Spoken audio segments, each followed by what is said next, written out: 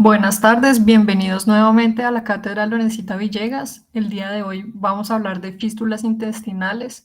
La presentación está a cargo de Daniela Toral Villadiego, residente de cirugía general de la FUCS. Adelante, Daniela.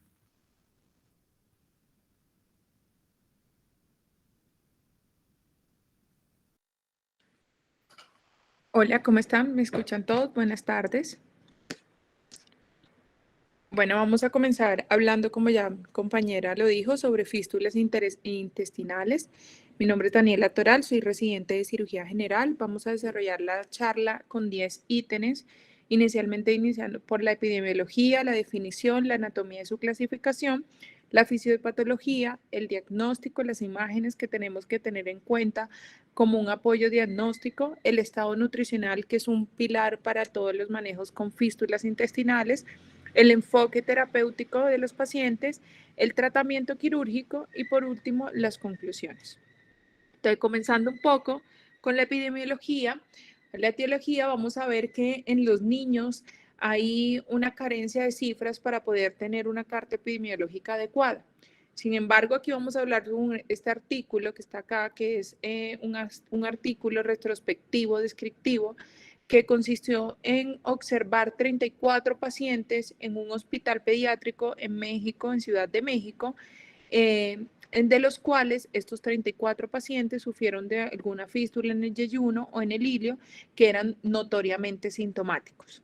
Y además de esto, se vio que en estos pacientes la resección intestinal, aunque no fue en todos la que se requirió, sí en un gran porcentaje, por lo menos en unos 6 pacientes, fue necesaria realizar la resección de la fístula. Además, todos los pacientes fueron manejados con nutrición parenteral, con cuidados locales para el cuidado de la piel y el empleo de medicamentos antibióticos. En la siguiente diapositiva vamos a ver un recuadro.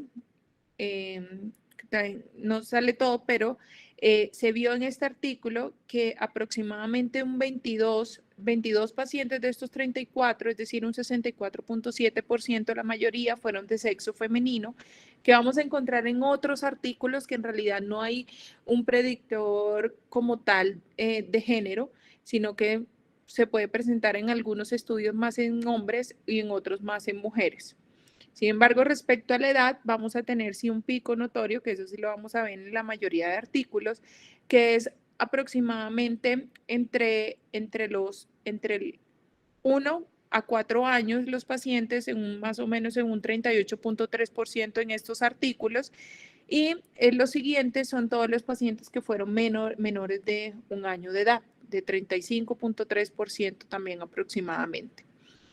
De estos pacientes nos los van a clasificar en dos grupos grandes para ahí poder sacar cuál es la etiología más frecuente dependiendo del grupo de edad. Entonces vamos a ver que en los preescolares y en los escolares la causa más frecuente va a ser la apendicitis, claro que son más que todo apendicitis complicadas, y en los lactantes va a ser secundario a invaginación intestinal o secundario a treces intestinales. En esta siguiente diapositiva vamos a encontrar la definición de qué es una fístula intestinal. Entonces, recordemos que una fístula va a ser la conexión anormal, algo que no existía, entre dos superficies que están epitelizadas y que su causa más frecuente va a ser secundaria a iatrogenia. Entre un 75 a un 85% van a ser secundaria a complicaciones quirúrgicas, de que tuvieran enterotomías inadvertidas, anastomosis con tensiones excesivas o que en la disección no hayamos comprometido la parte vascular o que por un cuerpo extraño también se pueda haber formado. Y en un menor porcentaje, que es muchísimo más raro en los niños, se ve más en los adultos, pero en los niños también se puede presentar entre un 15 a un 25%, es el trauma de abdomen o ya las enfermedades inflamatorias como la diverticulitis, las neoplasias, etcétera, la apendicitis.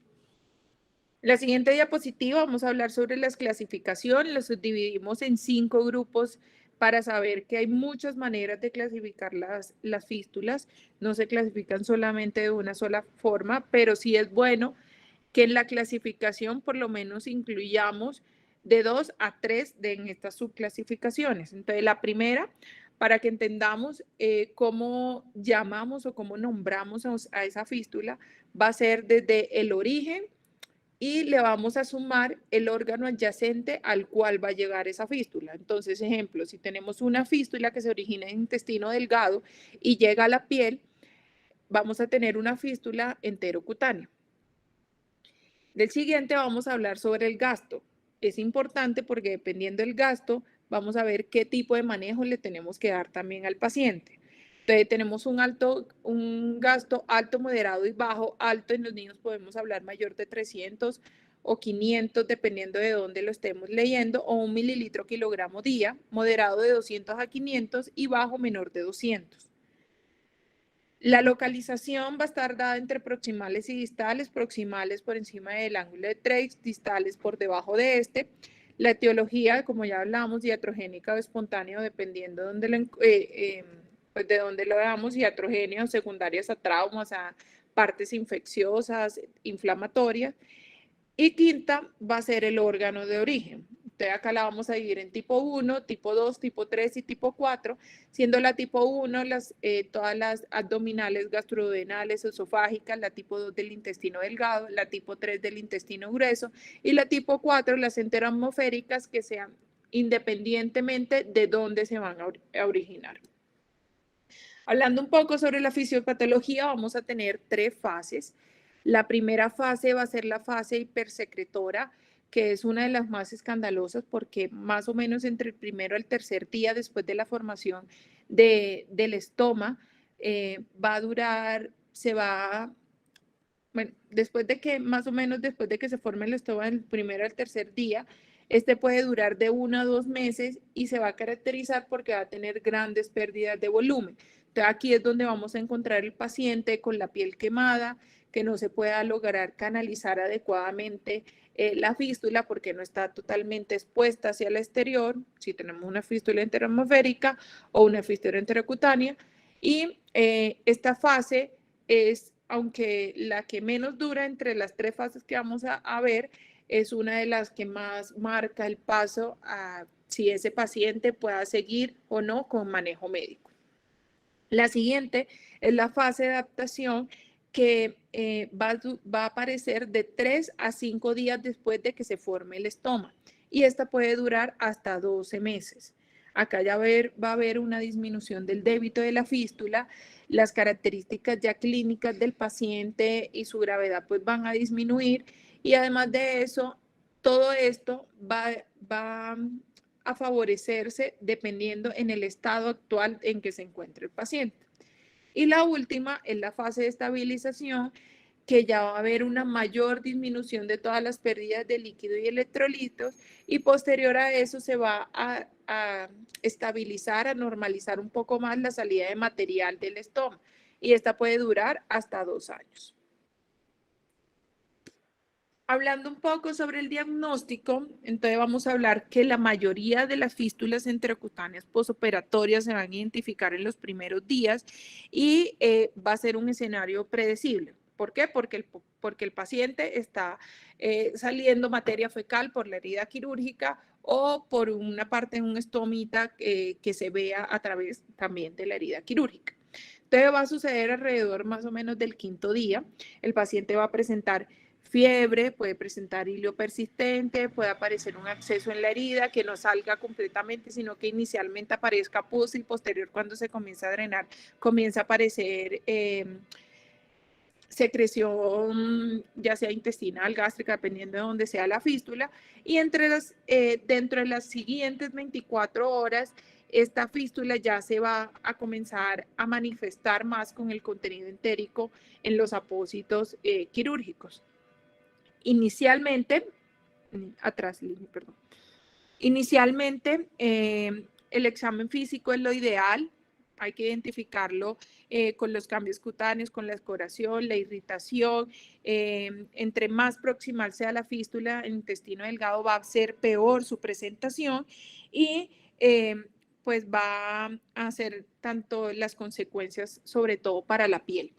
Posterior a eso se va a tener un deterioro ya repentino si no se controla de los signos vitales, dolor abdominal intenso, pueden tener signos de irritación peritoneal al palpar el abdomen y estos ya pueden ser secundarios a un acceso o una fuga intraperitoneal que pueda causar la sepsis. En la siguiente vamos a ver las imágenes que podemos ver. En realidad las imágenes no son el pilar para uno diagnosticar la fístula. Eso se ve prácticamente solamente con el examen físico y con el antecedente que tenga el paciente, pero se puede utilizar una fistulografía con medio de contraste hidrosoluble para poder identificar la fuente de la fístula. ¿Qué longitud tiene? ¿Qué trayecto tiene? ¿Qué relación tiene con el intestino? O qué, dependiendo si tiene ausencia o presencia de continuidad intestinal. Además de eso, podemos también hacer un TAC. La TAC nos presenta, aunque en algunas nos pueden reportar y se puede lograr ver la fístula adecuadamente, normalmente no se ve, pero sí nos permite detectar si tiene colecciones, acceso, si está obstruido, porque es una de las causas para que la fístula perpetúe y no se cierre sola. Acá vamos a encontrar, les traje un artículo para ver si el TAC es efectivo, es bueno para poder diagnosticar las fugas anastomóticas en todos los pacientes que tuvieron anastomosis colónicas. Este es un artículo que fue realizado en adultos, no es en niños, pero, ay, qué pena, se me...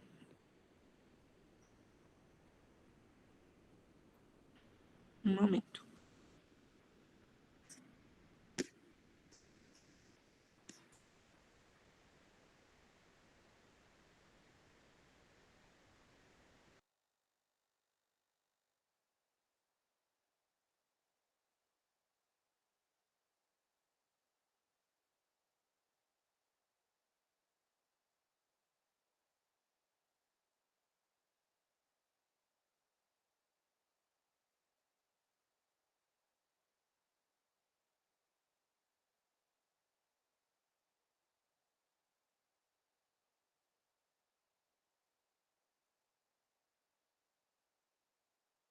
Qué pena, ya ponemos de nuevo la presentación.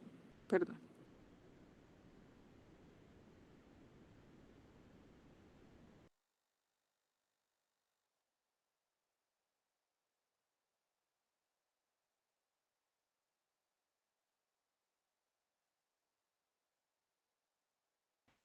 Ok, acá estábamos hablando sobre este artículo, que es un artículo que fue realizado en adultos. Sin embargo, nos ayuda bastante, sobre todo, a ver por qué el TAC nos funciona para ver si hay fugas anastomóticas y poderlo realizar en niños también. Este fue un artículo que se realizó en noviembre, pues fue aceptado en agosto del 2013. Entre julio del 2008, se recogieron entre julio del 2008 y el 31 de junio del 2010.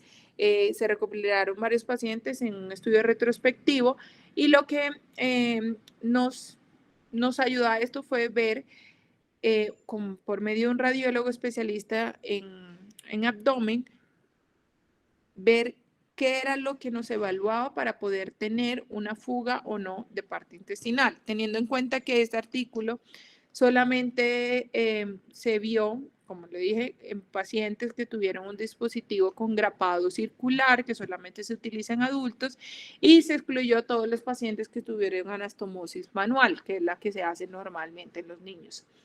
Entonces, en esta siguiente diapositiva, vamos a ver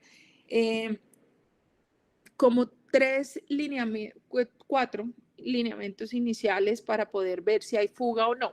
Entonces, la primera es ver si tenemos aire libre alrededor de la anastomosis, teniendo que si vemos aire libre alrededor de la anastomosis, podemos tener un 81% de sensibilidad con un 74% de especificidad. Es decir, vamos a encontrar enfermos a 81 pacientes de 100 que puedan tener pacientes con aire libre alrededor de la anastomosis. Los pacientes que tengan colecciones al lado de las anastomosis va a tener una sensibilidad del 63 con una especificidad del 88.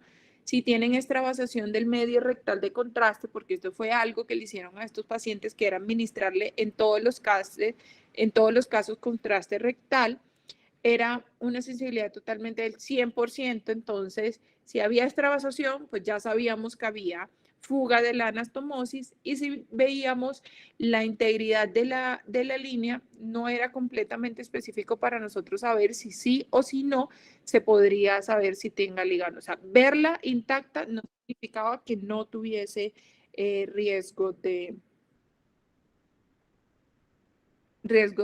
fuga. En la siguiente diapositiva vamos a tener en cuenta un lineamiento muy importante, que es el estado nutricional del paciente. En realidad, todo el manejo del paciente inicial se basa en el estado nutricional de este. Entonces, a mayor desnutrición, más riesgo de complicaciones, riesgo de infecciones, de sepsis, de abscesos intraabdominales, y por lo tanto, pues más hace que perpetúe como tal la fístula. La falla intestinal sea secundaria a la fuga de secreciones, ya sea de líquidos, electrolitos, proteínas, por la ingesta deficiente. Obviamente son pacientes que no pueden comer, entonces toda su nutrición está dada por la nutrición parenteral, y en algunos no hay tolerancia en la nutrición enteral, que es la que se debe utilizar como tal en sí, dependiendo el paciente como tal. Entonces también es algo que nos lleva a la desnutrición. Y aunque no se utiliza como marcador exacto para ver si sí puede funcionar o no, se recomienda realizar al momento que se haga el diagnóstico de una fístula enterocutánea y repetirla de forma periódica para controlar adecuadamente el estado nutricional del paciente. Nos hablaban sobre el SNAP, que es las iniciales de sepsis, nutrición, anatomía y plan. Entonces, dependiendo si el paciente está séptico, pues no va a ser efectiva la nutrición. Entonces, hay que controlar la sepsis, hay que tener una adecuada nutrición, tener clara la anatomía de la fístula, y con eso llevar a un plan para ver qué es lo que se puede realizar. Estoy hablando un poco sobre el enfoque terapéutico. Aquí traemos un diagrama, va a ser completamente una experiencia individual y dependiendo de la institución en donde se encuentre el paciente. Vamos a abordar entonces el paciente inicialmente con una fístula enterocutánea, una fístula que evidenciemos que tenga salida de material intestinal. Posterior a eso, que ya tenemos establecido el diagnóstico, entonces vamos a evaluar dos cosas importantes que siempre tenemos que saber. Entonces, ¿el paciente tiene signos de irritación peritoneal o no? Entonces, si tiene signos de irritación peritoneal, yo tengo que buscar un foco abdominal y ver qué manejo es que le tengo que dar a ese paciente. Quirúrgico, si se le puede instaurar un tratamiento antibiótico o definitivamente salas de cirugía.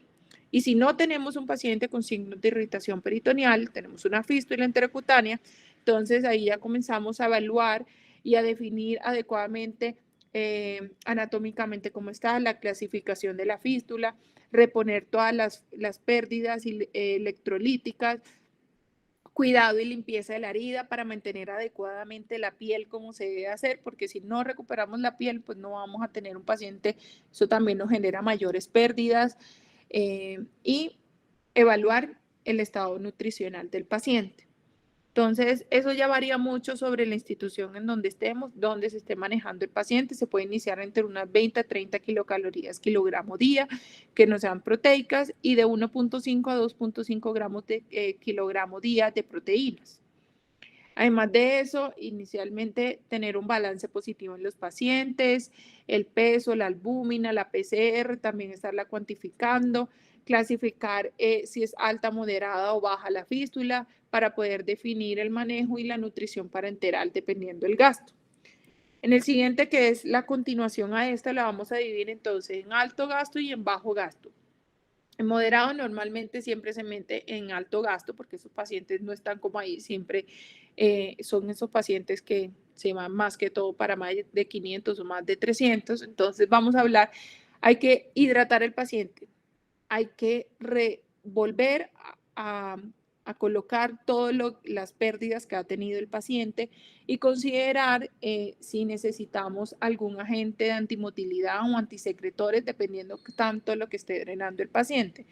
Entonces, si tiene un control deficiente o si existe algún compromiso cutáneo, entonces hay que continuar con la nutrición parenteral en apoyo también con clínica de heridas y dependiendo a esto, si se estabiliza o no la fístula, entonces si no se estabiliza, continuar el manejo nutricional. Si se estabiliza la fístula, entonces comenzamos a hacer intervenciones para reducir. Entonces, puede ser somastatina, utrotide, antisecretores, dependiendo qué es lo que estemos buscando.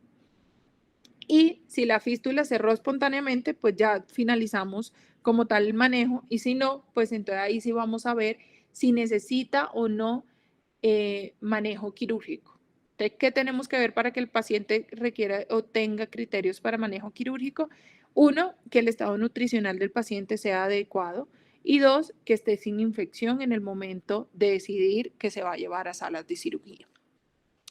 Entonces, acá hablamos sobre el tratamiento de las fístulas enterocutáneas. Entonces, es un metaanálisis que se realizó, fue publicado en agosto del 2022.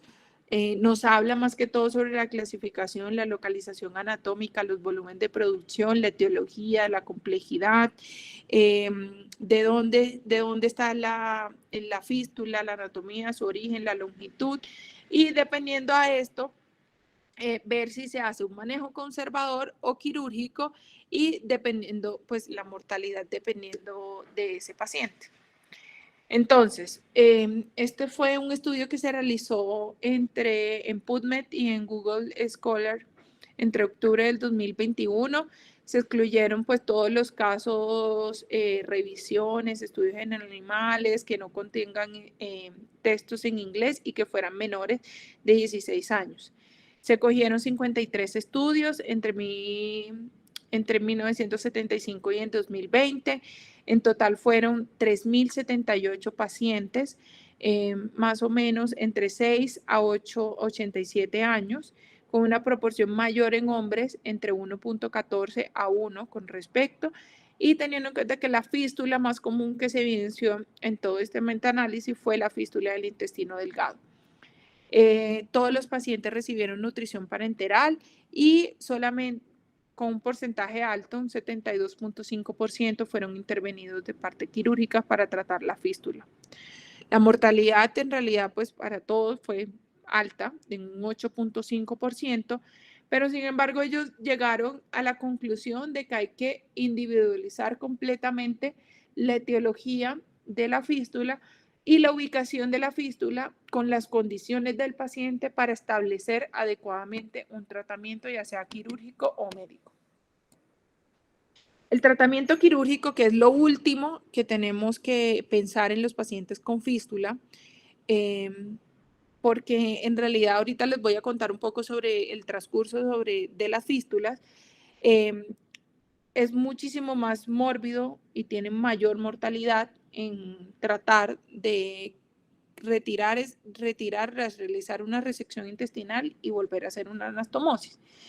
Normalmente el 90% de las fístulas se van a cerrar en el primer mes, el 10 o menos del 10% de estas se van a cerrar en el segundo mes y menos del 1% de estas fístulas que ya no cierran a los 3 meses ya no van a cerrar. Entonces ahí ya comenzamos a pensar si tenemos un estado adecuado del paciente para llevarlo a un manejo quirúrgico. Entonces, el manejo médico a largo plazo, ya sea la nutrición parenteral o enteral, el monitoreo de líquidos y electrolíticos, que tenga manejo con clínica de heridas para las heridas complejas y así desarrollemos unas condiciones óptimas para el manejo quirúrgico y disminuir la morbimortalidad de estos pacientes. ¿Qué es lo que se quiere lograr con el tratamiento quirúrgico? Hay que recuperar toda la función a nivel intestinal del paciente. Entonces hay que hacer una resección completa de toda la fístula y además de eso, todo el segmento dañado que tenemos alrededor y realizar una anastomosis terminal con un cierre seguro de la pared. Acá nos vamos a otro tema controversial, que es si hay que hacer el cierre de la pared o no en estos pacientes que se hacen anastomosis o no. En realidad es muy debatido, no en todos los pacientes se realiza el cierre de la pared, eso depende del cirujano y lo recomienda dependiendo de la experticia de quien lo esté realizando. Aquí vamos a hablar un poco sobre el DULC, que es el Dutch Leak. Es un score que se realiza para ver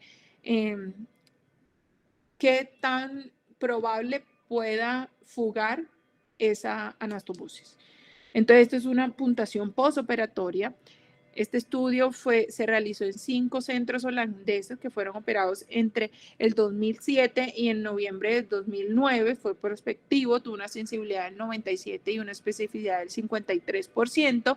Y se llegó a la conclusión que tanto el DULC original, que tiene muchísimas más ítems, como el DULC que era modificado, un poco más sencillo, en realidad los dos eran útiles para el diagnóstico precoz de las fugas anastomóticas y que era clínicamente relevante, ninguno de los dos comprometido.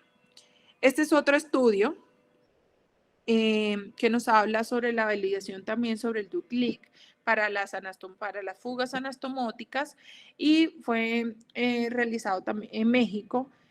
Un estudio retrospectivo, se cogieron 125 pacientes entre enero del 2019 y diciembre del 2019 y se cogieron varias variables. En la siguiente diapositiva las vamos a ver que este es el score. Vamos a tener la fiebre, la frecuencia respiratoria, la frecuencia cardíaca, si tiene oligoaruria, si tiene letargia, agitación, si tiene hilio, retención gástrica, dehiscencia de la sutura quirúrgica, dolor abdominal, leucocitosis, la creatinina, la nutrición enteral o la nutrición parenteral. Entonces, todos estos criterios clínicos son cogidos con los síntomas y los hallazgos también del laboratorio. Entonces se dice que si el paciente cumple con un puntaje mayor de 7, algunos hablan de 3, mayor de 7, va a tener más riesgo de fístula anastomótica intestinal y que hay que hacer una imagen confirmatoria para así reducir el retraso en el diagnóstico y realizar una intervención temprana y reducir la aparición de la sepsis abdominal, que es inicialmente lo que retrocede a estos pacientes. Se vio que realizando este score íbamos a tener un diagnóstico un poco más oportuno para que todos esos pacientes puedan tener una vigilancia adecuada en el posoperatorio y se pueda ver el riesgo que tuviesen uno de tener una fístula. Entonces, vamos a tener en total 125 pacientes, 51.2% de estos pacientes fueron hombres y 48.2 pacientes fueron mujeres. La edad media aproximadamente fue de 52.8 años y en cuanto al tiempo de la anastomosis, se realizó una con el 53.6 con grapadora y el 46.4 fue manual.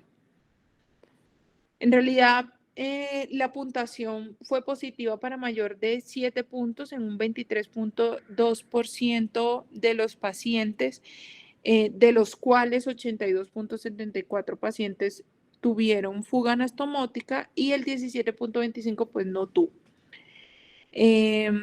Aproximadamente en el segundo día, la siguiente diapositiva, vamos a encontrar que en el segundo día el signo principal que se evidenció fue la taquicardia con un 100%, la taquipnea posterior con un 53% y la fiebre en un 22%. El dolor abdominal se ve más que todo en los pacientes con más días posterior a la fuga y igual que la oligarquía o la alteración ya del sistema nervioso central. Entonces, los puntajes de filtración, menor de 3, no se debe hacer nada, de 4 a 7, hay que reevaluar con paraclínicos y dentro de las próximas 12 horas, mayor a 7 u 8, perdón, con alguna imagen y posterior a eso, dependiendo a lo que está, definir si necesita o no un tratamiento quirúrgico. Como conclusión de este artículo, deja que pues, es una herramienta que es fácil, porque pues, son los ítems los podemos coger fácilmente en el paciente.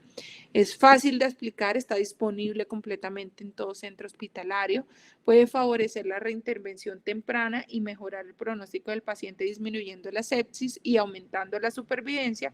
Y además de esto, va a disminuir la estancia hospitalaria y pues los costos de la atención médica. Ya para finalizar, tenemos que tener en cuenta como conclusión general que el manejo de todos estos pacientes va a ser multidisciplinario.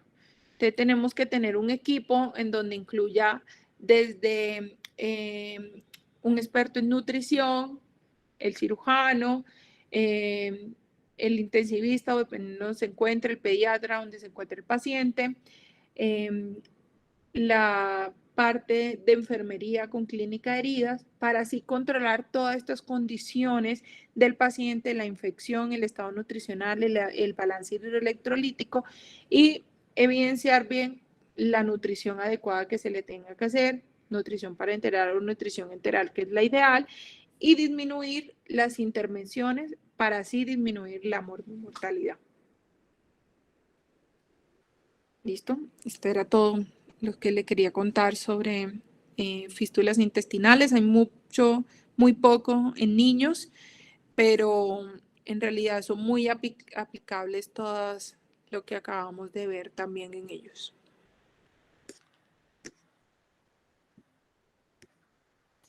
Muchas gracias, Daniela, por la presentación. Quedan abiertos los micrófonos para comentarios o para alguna pregunta que tengan.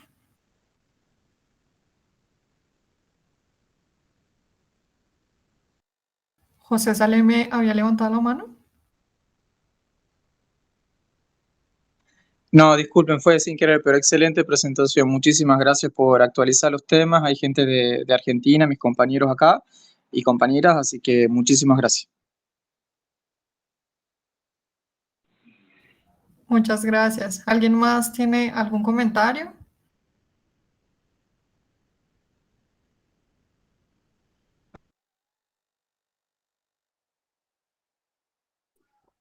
Juan Felipe, cuéntanos.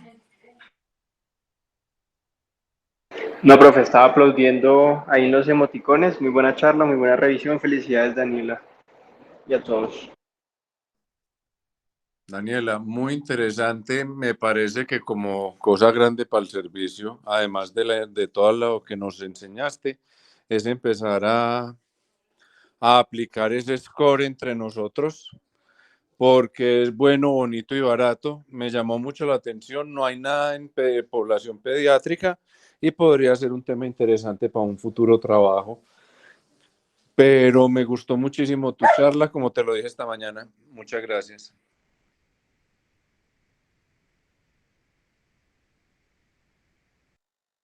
Mariana, ¿tienes la mano levantada? Sí, buenas tardes. Yo soy cirujano infantil de Caracas, Venezuela. Realmente excelente presentación. Tenía una pregunta. Como bien ustedes establecen, las fístulas intracutáneas en los niños son poco estudiadas, ¿ok? Veo que los valores hablan de mayor de 500, mayor de 300 y 200, pero de casualidad ustedes tienen o han conseguido en la literatura, yo de verdad lo he buscado y no lo consigo, por kilogramo de peso, ¿cuál es el requerimiento? Porque estuve viendo en tu presentación que dice que es un mililitro por kilogramo de peso día, pero lo repite en las de alto gasto, en las de bajo gasto y en las de mediano. Y creo que 500 cc en un paciente de 10 kilos, 500 cc es bastante para hablar de una fístula de alto. Por eso les pregunto, a ver qué información tienen. En la literatura, doctora, en realidad no aparece establecido como tal. Nos hablan en los pacientes de fístula de alto gasto de un cc kilogramo al día. Pero en realidad no dice como tal que sea en moderado o en bajo menos, que ahí seguramente, perdón, ahí se me fuera solamente de 200 a 500 y en bajo menor de 200. Pero muy claro usted lo dice, obviamente en un neonato, en un niño de 3 años, de 2 años, de 10 kilos, menor a eso, 500 cc ya es demasiado para él. Nos hablaba más que todo del estado clínico del paciente, que también lo podríamos clasificar, pero no como tal alto, moderado o bajo en ese momento. No Ok, hay nada en la literatura como tal.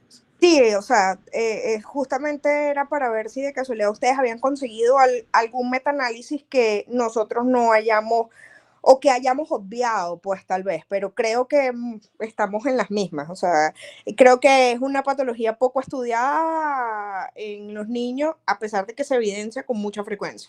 Pero de verdad, excelente presentación. Gracias. Muchas gracias, doctor.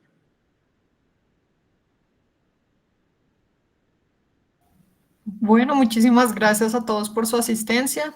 Los esperamos en una próxima charla y aquí damos por terminada esta charla. Muchas gracias.